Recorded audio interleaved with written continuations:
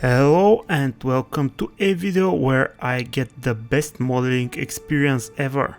Tamiya's 1:48 scale Phantom is a real treat, and I'm going to spice it up even further. For a little while I will be following the instructions and get a feel for how this kit goes together. Going through the cockpit details, I determined which sub-assemblies would be beneficial to glue together and paint separately from the main cockpit assembly. Here I changed the way of assembly from what Tamiya suggests, so I can have the cushions painted separately. One unrelated thing, please excuse the occasional choppiness of the video. This problem prompted me to buy a new camera, and you will see a change in the video quality later on. After I made myself aware of the switches and buttons distribution in the cockpit, I started removing the kit details with a scalpel blade. Then, using a center, I punched small holes in the plastic. With that center hole in place, I drilled the rest out using a small drill bit. With all the cockpit parts and sub-assemblies ready, I applied a coat of Mr. Surfacer 1500 black primer. Next up, over several high traffic areas, I applied silver paint. After that paint cured, I applied some hairspray, and after a few hours, that was followed by a layer of interior green color. After about 15 minutes, I started the chipping process using water and a stiff brush with a short haircut. With the chipping of this layer completed, I applied another coat of hairspray and went to apply the base color on the cockpit. Here I tried to take advantage of the black primer. I sprayed the base color at such angles where the surface details would shield the areas where natural shadow occurs. To enhance the highlights effect and the volume perception, I added some white paint to the base color.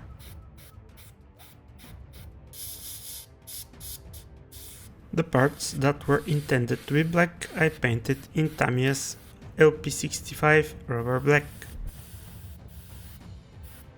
After the base color painting was done, it was time for another round of chipping using the same short hairstyled brush.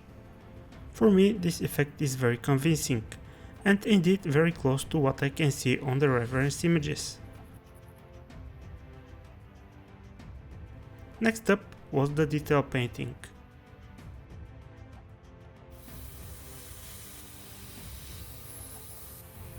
Removing the masks was satisfying as always. I would like to thank all the amazing people who support me on Patreon. You guys are awesome.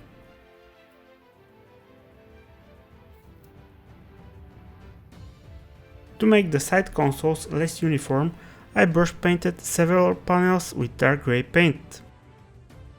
To apply the instrument panel light grey color in between the bezels, I decided to use heavily diluted paint and a brush. The next step of the process was a subtle dry brushing using a neutral grey oil paint for the black areas.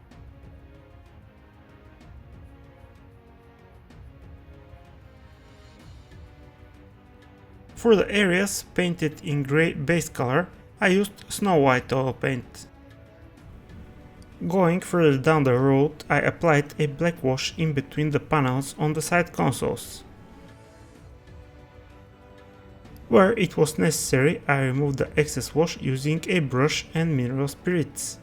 The instrument panel shroud also got its fair share of black panel line accent color. When I was done removing the excess wash, I applied a layer of flat varnish and then added more highlights. This time I applied a little bit of buff oil paint on the most prominent edges and on top of the shroud. Similar approach I applied on the details of the cockpit fairing. Next up, it was time to have some fun with watercolor pencils. With the silver one, I did some paint chipping on the edges of the individual side console panels. I also picked out various knobs, buttons and fuses which otherwise would have been extremely difficult to paint.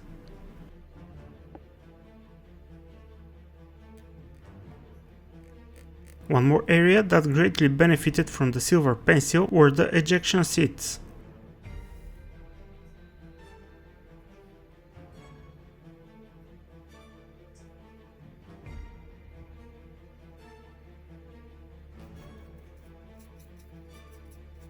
To take advantage of the kit instrument panel decals, I had to cut them in pieces first. With this I will be able to hide my not so good paint job. Other than the kit decals, I bought some stencil decals from Anis.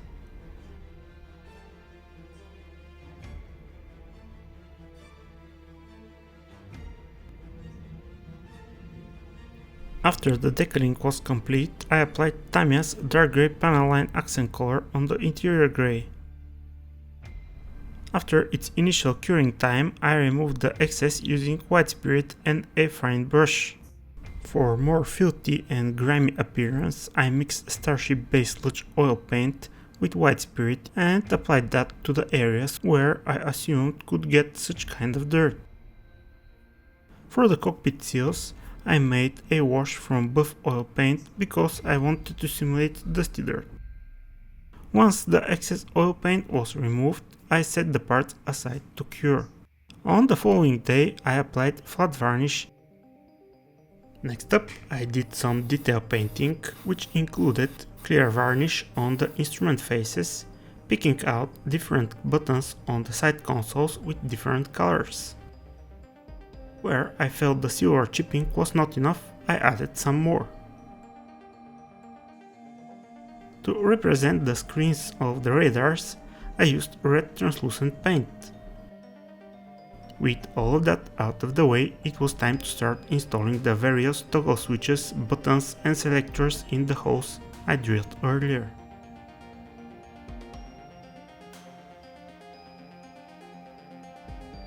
The assembly of the cockpit was super straightforward, thanks to Tamiya's beautiful engineering. I only needed to pay extra attention to the pieces where I had the new parts installed, because those are quite fragile. For the majority of the assemblies I used Mr. Cement SP, because it is super thin and can reach deeper into the joint. For the pilot side consoles I used the Mr. Cement Deluxe, as it gives me the extra working time I need to delicately place those two into position. On the instrument panel there are two levers that the kit does not offer. I designed and printed one cute tail hook lever and one equally as cute for the landing gear. Let's continue the work with the nose gear bay. The kit provides a respectable amount of surface features and details, but as you know very well, more is more. Here I used a variety of materials like soldering wire, copper wire, stretch sprue, plastic rods, 3D printed connectors and whatever I found useful from a box full of gribblies.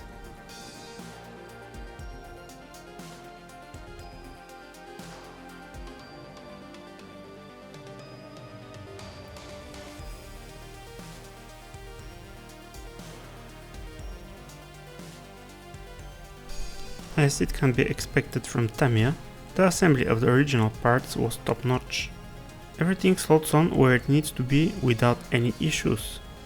Fortunately enough, the additional details did not make the assembly any more difficult. I applied a good layer or two of Mr. Surfacer 1500 black primer.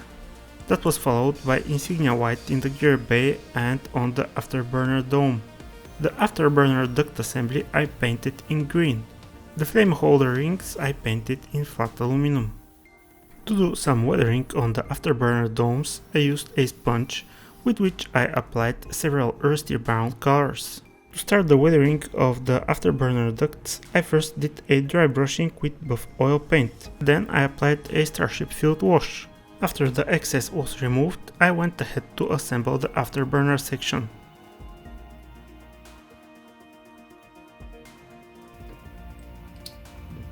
Moving on to the nose gear bay weathering. Starting with snow white oil paint, I dry brushed the entire bay. Next, I did some detail painting, which morphed into paint distress using a brush. To represent hose clamps, I used strips of a chrome sheet from Ammo by MiG. Those removed themselves not long after the application for some reason. After a layer of gloss varnish, I applied the familiar Starship Field oil paint wash. The excess was carefully removed with the help of a fine brush and some white spirit.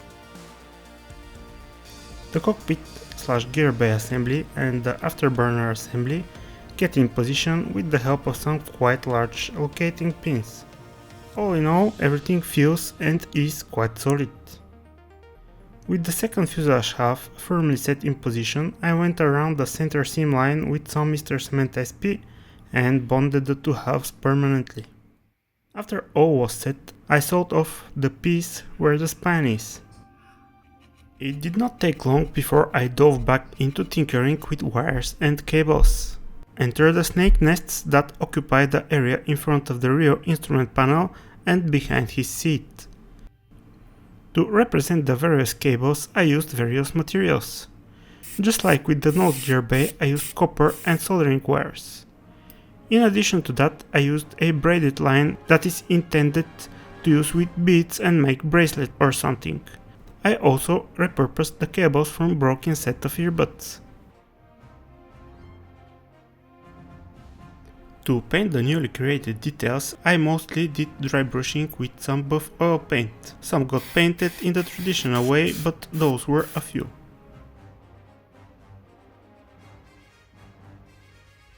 Before I could mount the seal in place, I attached a couple of levers and did some weathering on them. The seal installation itself was not as easy as it would have been without the extra details, but with some maneuvering and persistence I managed to put it in position and glue it down. To finish off the cockpit area, I removed the remaining bulkheads from the spruce, assembled them and applied the rubber black paint. The same paint I applied on the inside of the windshield.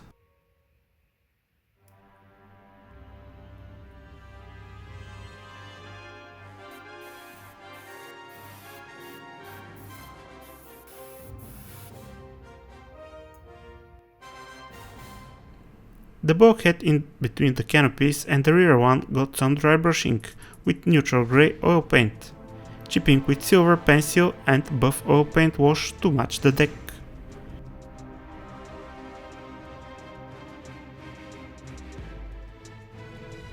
The majority of the main gear bay details are to be glued on the wing spar. The assembly itself is not more difficult than a Lego assembly.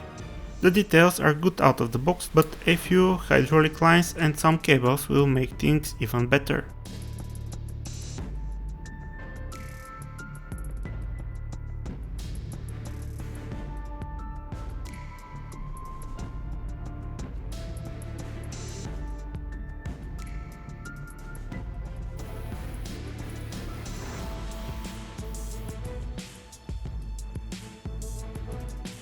The crossmember I painted in interior green, which seems appropriate color for the primer.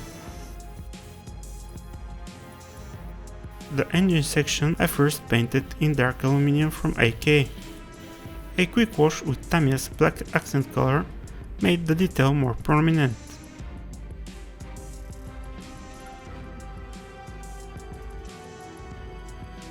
The interior green crossmember got dry brushing with buff oil paint and a wash with Starship Field. Then I glued it in place. With that done, I was able to start assembling the center wing. First, the main spar gets glued on the bottom wing piece. Next, I glued the top wing parts.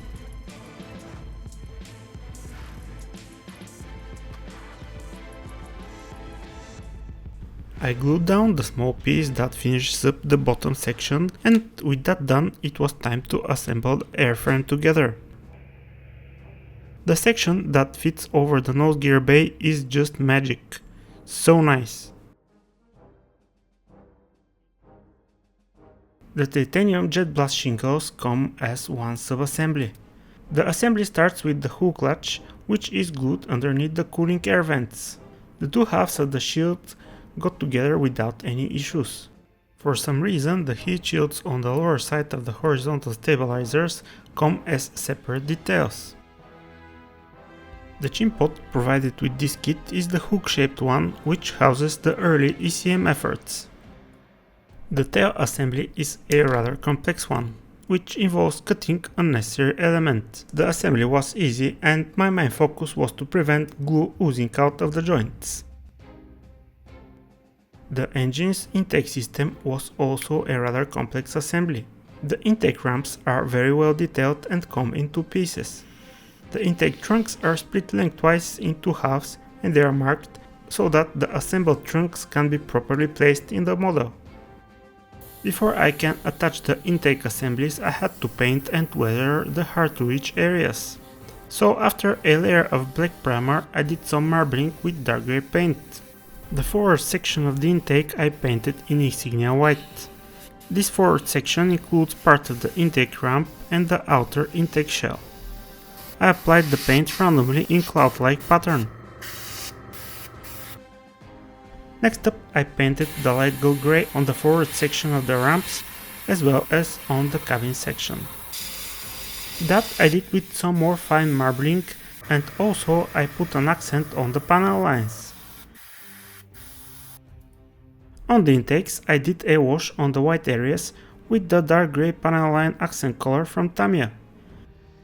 After applying the decals on the ramps and sealing them with some flat varnish, I installed the pitot tubes inside the inlets and then glued everything together. First the ramp to the intake wall and then I added the trunks and then proceeded to paint the forward section of the intakes.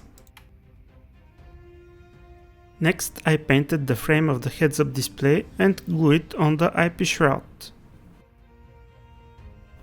After that I glued the set shroud in place.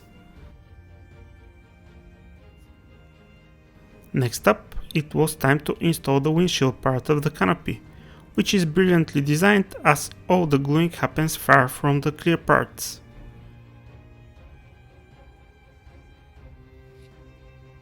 Then I mounted the nose cone and the little intakes on both sides of the nose.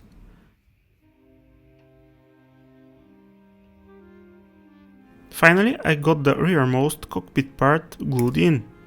I cut a small piece out of it to accommodate my open spine details. Also, I went ahead and assembled the folded portion of the wings. To deal with the small gap on the joint between the nose cone and the ECM pot, I used Mr. Surfacer 500. After a quick ECM antenna installation, I assembled the burner cans, which are very nicely represented out of the box. A little bit of cleanup was necessary, but they fit together beautifully. The same can be said about the flaps and the ailerons, and the flaps I chose to display in the deployed position. The canopies needed a center mold split line cleanup. That I did using several abrasives, starting with 600 grit and then going all the way up to 12,000 grit. To put the final shine, I used Tamiya's finishing compound. Before painting them, I masked the clear parts of the canopies using the DN model mask set. I did the masking inside and out. Next, I applied black primer to the canopies and the internal frame details. The frames and the interior portion of the canopy then got a layer of Tamiya rubber black.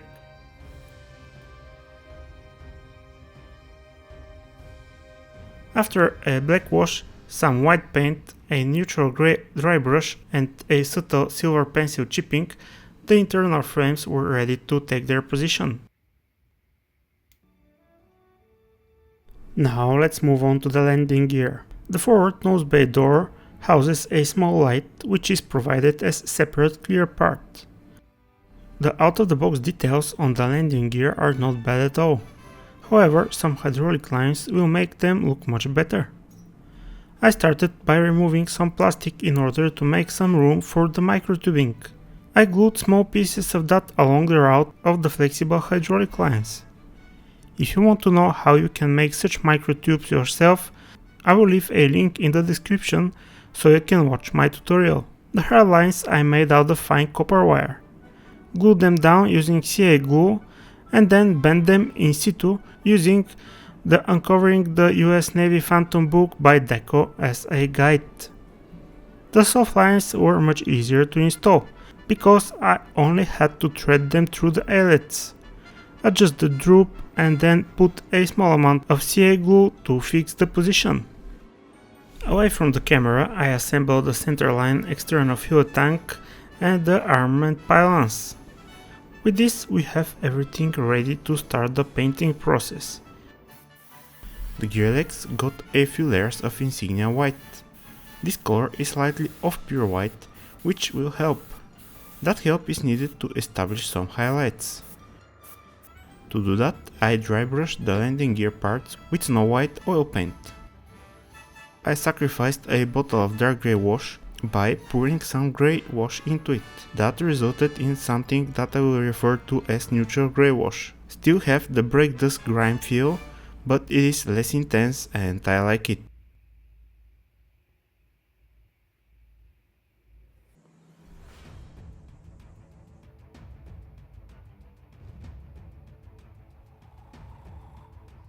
The detail painting was mostly focused on the hydraulic lines.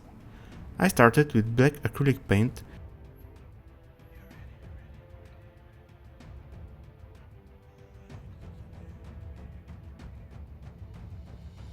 to draw some attention towards the eyelets. I used silver pencil. Of course, even the smallest details can benefit from some highlighting, so I went over the black with grey paint. With the same grey paint and a fine brush, I did the paint chipping. Tamiya provides some placards decals, which are very welcome. I applied those and put the landing gear aside so I could tackle the gear bay doors and the speed brakes. I started by marbling and then painting the outside of the bay doors in Insignia white. On the internals, to increase the highlights and add more effects, I used the snow white oil paint. Using MRP's Insignia red, I painted the crush points and the speed brakes.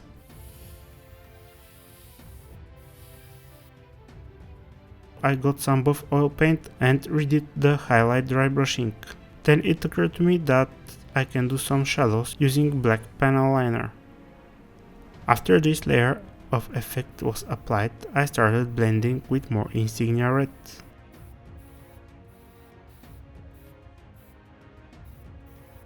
After some masking over the red crush points and another layer of black surface primer, I covered the internal surfaces of the gear bay doors with Insignia white. Just like with the landing gear, next I applied highlights using the snow white oil paint and the dry brushing technique.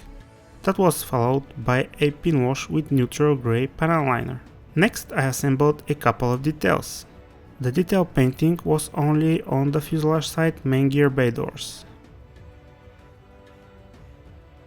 The takeout placards are a really nice addition to any part of the aircraft, and as small of a detail they are, they give so much more in terms of realism and overall feel. After the placards were placed in position, I applied a coat of Winsor & Newton satin varnish as a final appearance layer.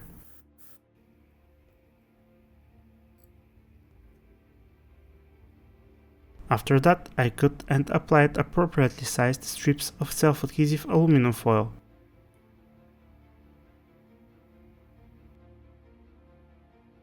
A coat of black surface primer was followed by Tamiya's rubber black. To bring that sidewall detail up a notch, I dry brushed it with some snow white oil paint and then applied a few light layers of rubber black on top to blend it in. Later I added gold grey into the rubber black and hit the threads of the tires.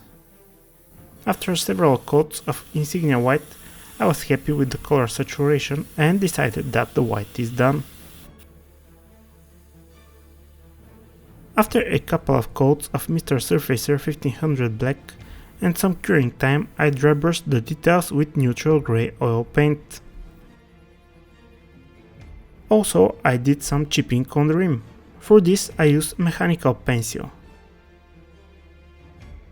After a small amount of dark grey wash and a coat of satin varnish for the rims and the tire walls, I am calling the wheels done. The next task was to paint the tail art. To facilitate the painting, enter the DN Models mask set. First, I was going to paint the yellow outlines. To complete the painting effort, I applied the paint on the red areas using Insignia Red from MRP. After that was done, I added a little bit of gold gray in the red and did some fading and general surface breaking. Finally, I experienced the satisfaction of the mask removal. A few spots needed touching up, but I can deal with it.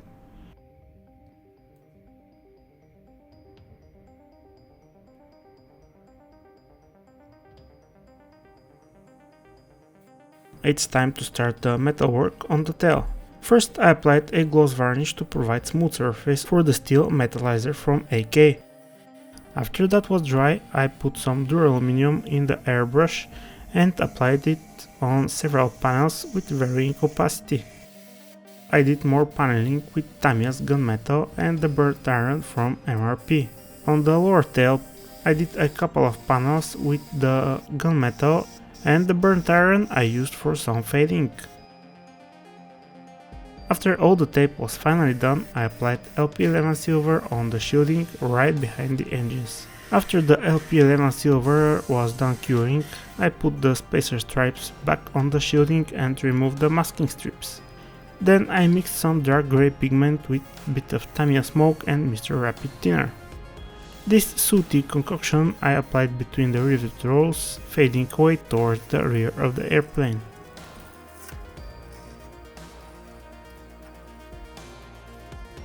I started by masking around the area with tape. Then I masked in between the rivet lines using masking liquid and a silicone brush. To replicate this residue or fading or whatever it is, I applied a layer of flat aluminum from Tamiya. After some curing time, I removed the masking, which revealed a picture I think I can call good.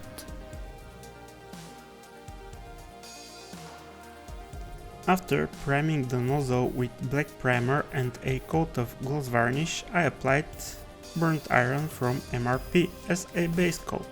The first stage of the weathering was to apply black panel line accent color from Tamiya. Using a paper towel and a small amount of white spirit, I wiped away the excess wash. To suggest heat staining, I used blue and red markers. Links for those and the rest of the materials I used you can find in the description of this video. The next step was to apply a few layers of flat varnish. While the varnish was curing, I mixed a very interesting potion and applied it on the inside of the nozzle. With the flat varnish properly cured, I got the Prismacolor Silver watercolor pencil and started coloring and polishing the raised details and some of the flat areas.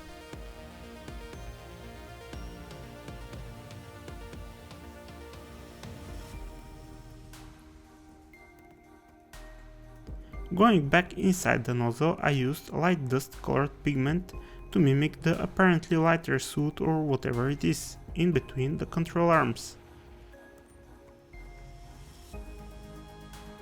To kick off the pre-painting effects application, I airbrushed white highlights over the panel lines and some of the more prominent rivets and fasteners.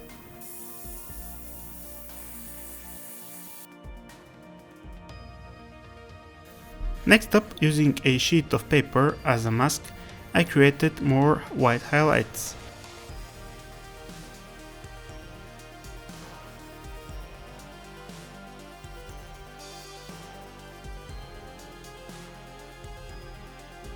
Using Tamiya's XF20 medium grey and also some white, I first did some speckling with a brush and a toothpick. Since that was taking way too long to apply, I continued applying the paint on the surface using a sponge. After the sponge marbling was done, I did some initial blending with different colors.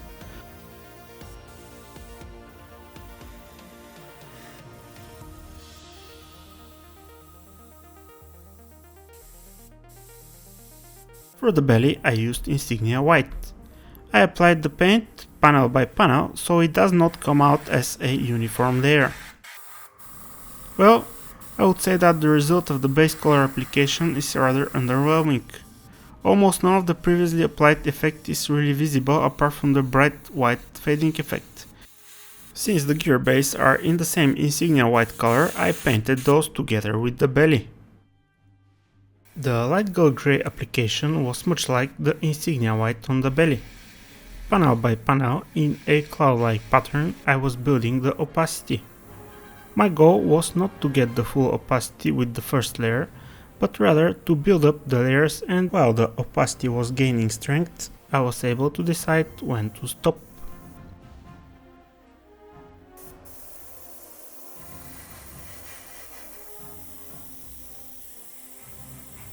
The same paint I applied on the outside of the canopy frames. After I was done airbrushing, I did get the chance to enjoy some masking tape removal, except for the random tape residue leftovers that I have to clean up somehow. Based on my experience, I cannot recommend Border Models masking tape, which is why I am going to stay with the good old Tamiya tape.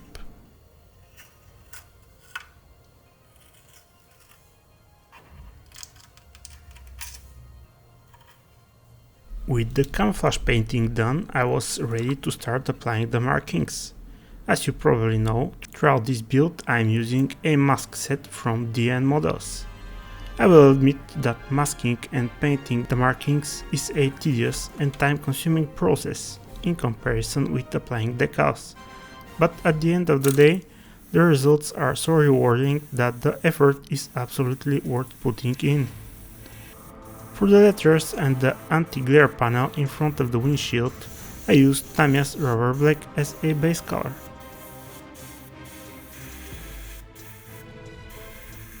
When I was done with the base, I added some gold grey to the rubber black and did some highlights, leaving the panel lines darker.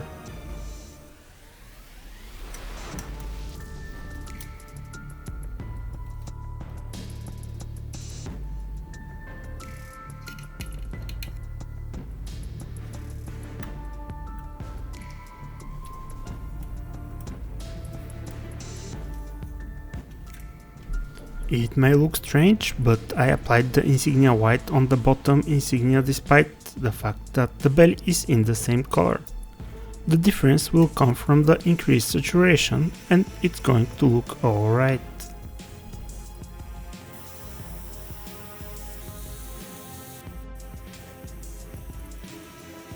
With the Insignia white done, I added more masks, some to paint the red color of the Insignia, others to paint the black outline of the board number, and various other markings on the airplane.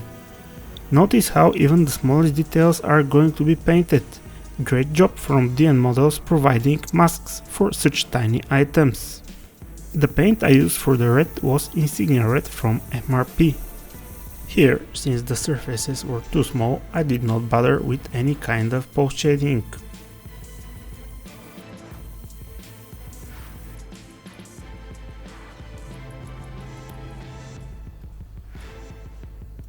I have to say that the board numbers look absolutely amazing.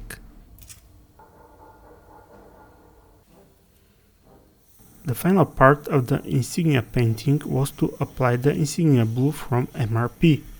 Here I did apply the paint more deliberately, in a cloudy or mottling fashion. Also, I made a few more passes with the blue over the panel lines to increase the saturation and make them appear a little bit darker.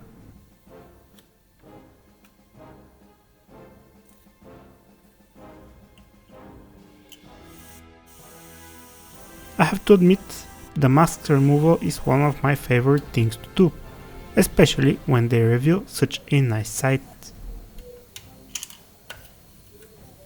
The shark mouth painting was probably the most complex task of all the masking so far.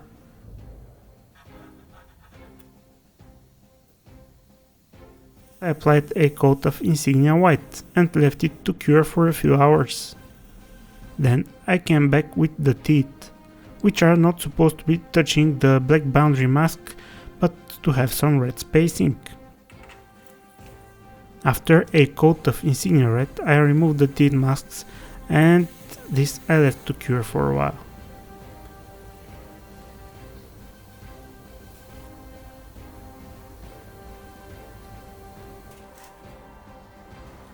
After the thin black outline was painted with the rubber black from Tamiya, I got to do the demasking once again. And I was pretty happy with the result. As you can see, there are things to fix, but I think that was expected.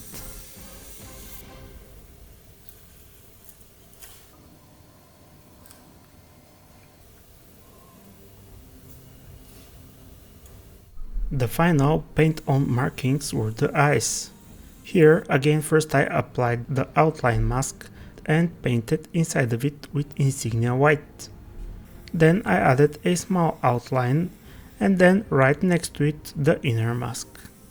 After that I removed the outline and painted everything with Insignia red.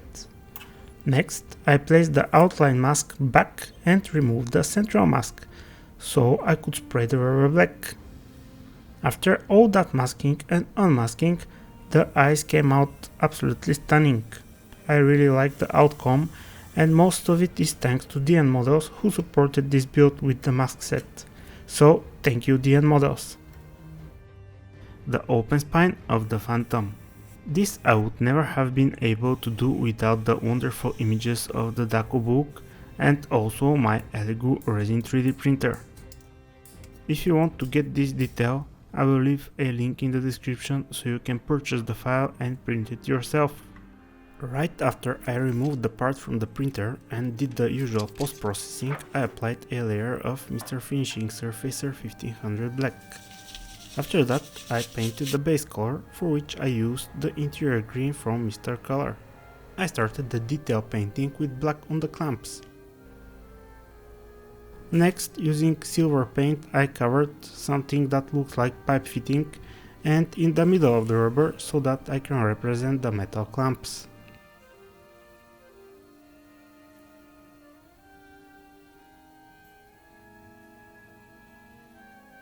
The detail painting on the spine continued with the grey box and a few lines and hoses which I painted with grey. Next I did the leftmost pipe with olive drop highlight color.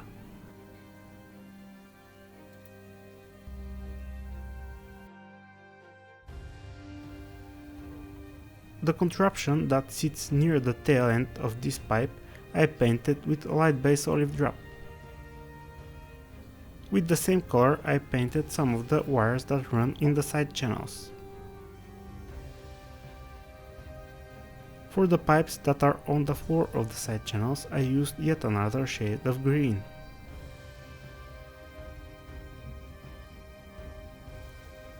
To finalize the brush painting stage of the spine work, I used colors that pack some more punch in the sea of green.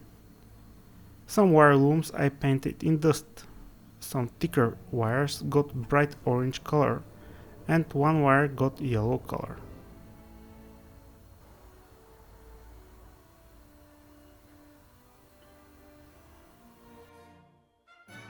The black wire channel that runs along the left side of the spine has yellow stripes, which I tried to do as best as I could.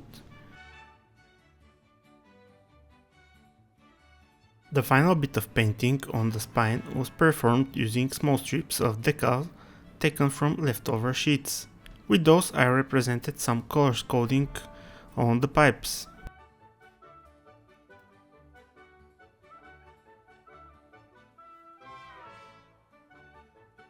Next up comes the weathering. That stage began with black pin wash to help with the detail separation. I worked on small sections because it was easier to keep track on things. Since there are so much details, the best option for the excess removal was to do it with a fine brush and white spirit. The next weathering step was a dry brushing with buff oil paint. That highlighted the pipes and picked out the raised details. Furthermore, the buff paint made the green pipes a touch more yellow, which is a bit closer to what I have in the book as a color. Here you can see the difference the buff dry brushing made. The final weathering step for the spine was bare metal chipping. On my reference images I could see a love mark on each and every fastener hole. First I applied matte varnish only on the frames. Then with the silver pencil I did the chipping on the holes and also on the edges. Using the DN model's walkway masks as templates, I outlined the walkways with masking tape. For the paint I mixed my special texture paint. I explain everything about that texture paint in my dedicated tutorial, so check it out after you finish watching this video. Link I will leave in the description. Moving on to some decal application. To put it mildly, Tamiya's decals can be beaten into submission, but it's not fun. It must be said though that the print quality and the color saturation of the decals is very good.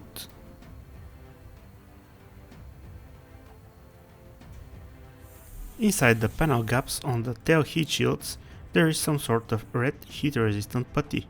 I masked around all the necessary panel lines and sprayed red acrylic paint.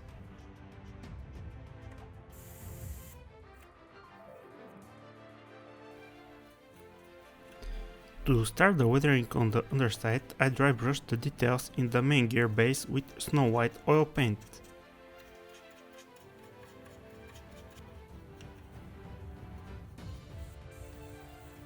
Next, I applied the first base layer of weathering on the belly. I started off with a highly diluted Tamiya smoke.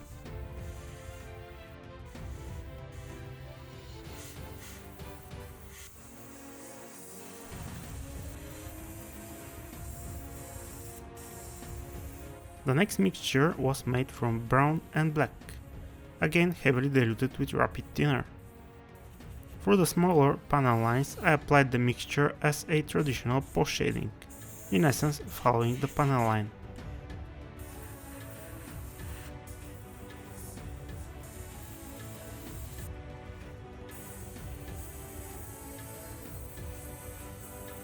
I switched my efforts on the top side, starting with some subtle corrosion control patches. I mixed the base light gold grey with a little bit of insignia white and airbrushed that on a few joints. I did not want to go overboard with this aspect of the weathering, since this airplane was supposedly somewhat fresh out of major overhaul. This is according to Tamiya, by the way. They go as far as suggesting not to use the service stencils, which I welcomed very warmly. The next step was to put an accent on the panel lines with a wash. So the color of choice for the wash was the Tamiya grey panel line accent color.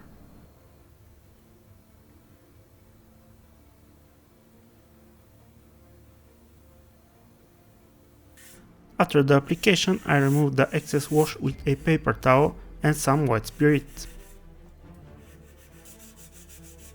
Time for the barbecue rub, salt weathering actually.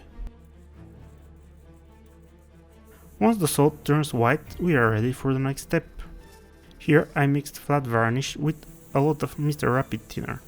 To that I added a tiny amount of Tamiya smoke, the lacquer based version. That paint, which is essentially a dirty flat varnish, I started airbrushing on the wings. For the removal of the salt, our best friend is a stiff toothbrush. The final step of the salt removal is to wet the surface and wipe the remnants of the salt away.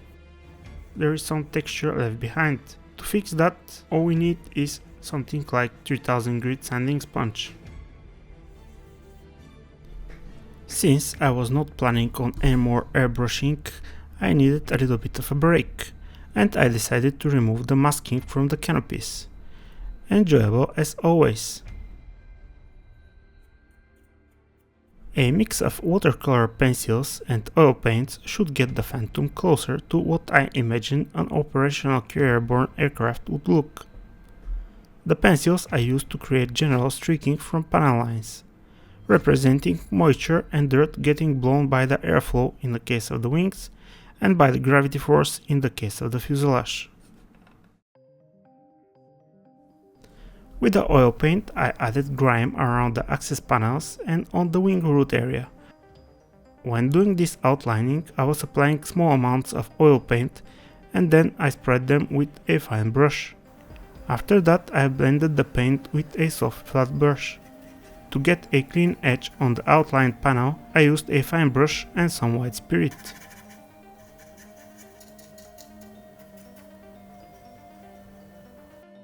With the upper surfaces of the Phantom weathered, it was safe to start adding parts to the airframe. The folding wings got in place rather easily. The ailerons got in place like a charm.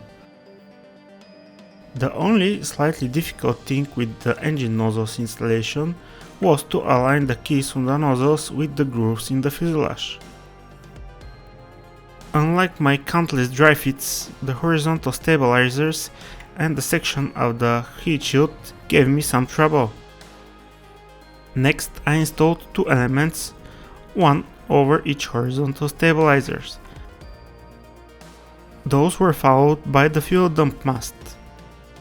The arrestor hook just snapped in place and the glue here was probably unnecessary. After a generous amount of Mr. Cement Deluxe, the tail slid in position without too much effort.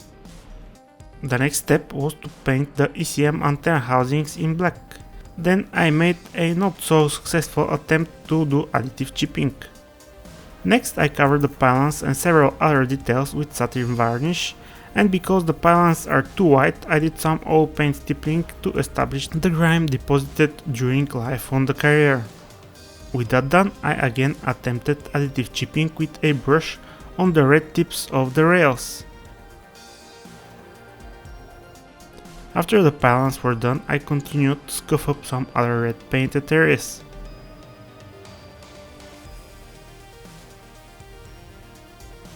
On places like on the wingtips and the tail leading and trailing edges, I used a sponge instead of brush.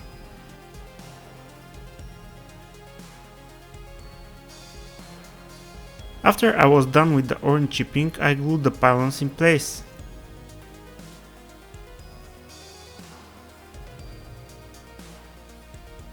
With most of the underside amenities installed, I started applying the weathering washes on the belly. Started with straight grey panel line wash everywhere except for under the engines.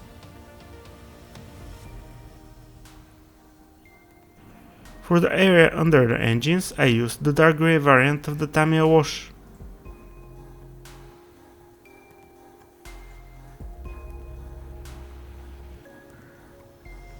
After the initial curing time, I removed the excess using white spirit damped cotton bud for the flat sections, and white spirit on a brush around the details. Next up, I started applying some streaking because the Phantom is not known for being very conservative on how much it leaks. I used the watercolor pencil technique, which I explained thoroughly in my dedicated tutorial. I will leave a link for it in the description below the video.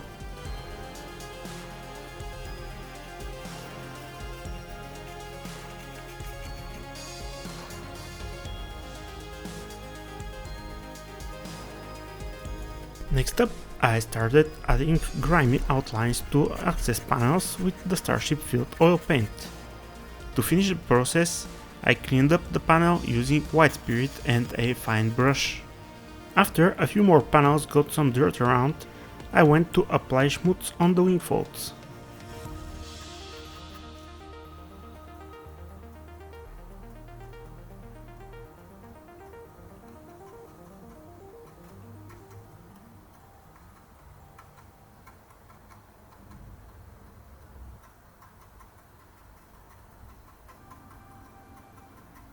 With that done, I started applying some stagnant dirt underneath the engines and on the fuel tank.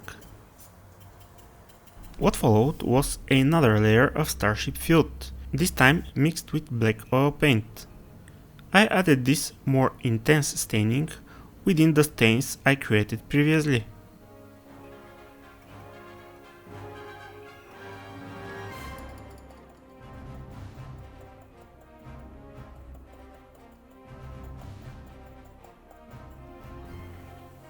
The mechanical pencil foreshadows treatment for me is the most precise method of outlining, thus visually separating details.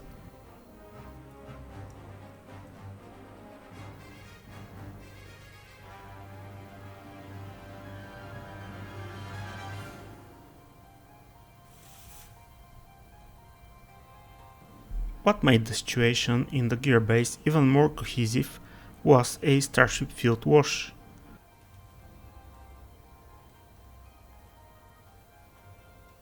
After the wash was dry, I removed the excess using a fine brush with some mineral spirits on it. To finish off the fuel tank, I applied the familiar rain marks effect. I used the weld lines on the tank as a natural border where the streaking becomes evident.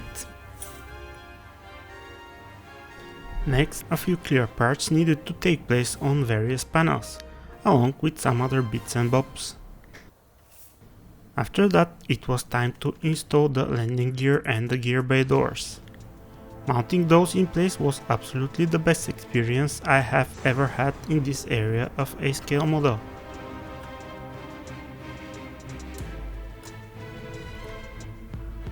Should you wish to enjoy my videos without advertisements, follow the progress on my builds day by day, or get free access to 3D printable assets, visit my Patreon page and explore what the different tiers will give you. Join the community.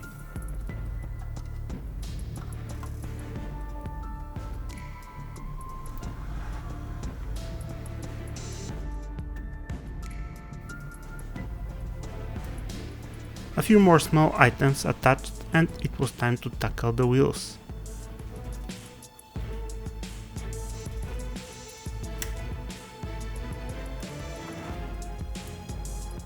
After I installed the fuel tank and some other small details, it was time to tackle the ejection seats. I decided to create digital models of those cushions that fit inside Tamiya's seat base. Those new details I printed with my Elegoo Saturn V Ultra.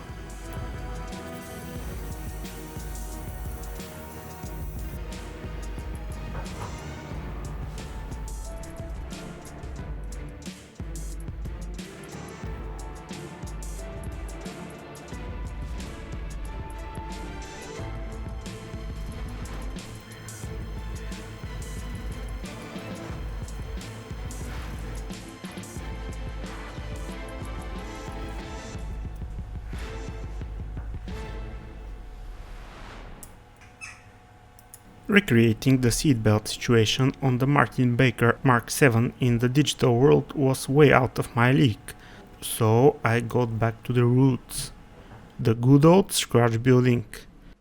The belt hardware I also designed and printed myself.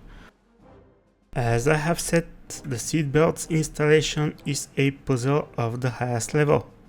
It is such a snake's nest. I started with the first shoulder belt layer. This is multi-piece deal not only because there are belt buckles, but because there are multiple lengths of tape for each belt. Next up, I placed the second layer of the belts, making sure not to obscure the first layer too much. With those applied, I went on to apply the olive drop belts that seemingly tie the top portion of the seat to the frame of the seat, I guess. To finish with the seat details, I added a tube of some sort on the left shoulder strap. Next, I placed the lap belts, or at least a part of them. I gave up on faithfully representing the situation because I could not figure it out. With all those belts down, I decided that the base paint is not good enough at representing the highlights and the shadows.